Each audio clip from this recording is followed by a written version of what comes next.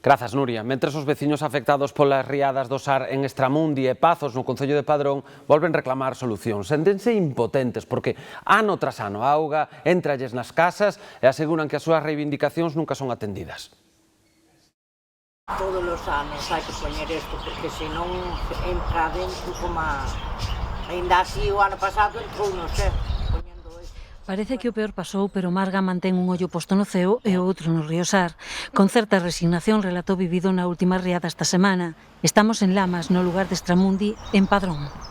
Fatal, levámoslo fatal, porque vamos, chegounos pasou esa casaña pequenada aí, e nada, aquí á espera. Estamos pendientes de si sale ou non sale, que aquí nadie se presenta para nada.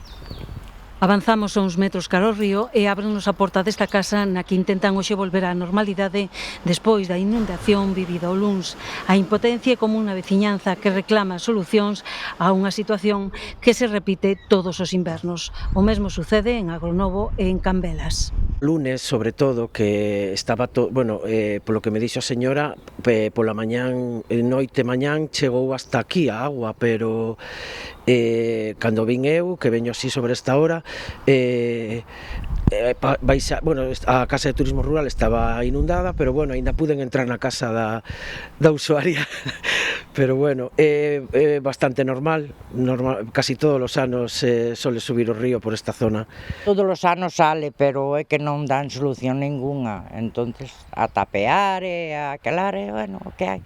Normalmente tamén é porque non limpian nin deixan limpar e despois, claro, a agua ten que salir por algún lado. Cando chove moito, normalmente está a marea chea, os ríos non chegan a desaguar ben e...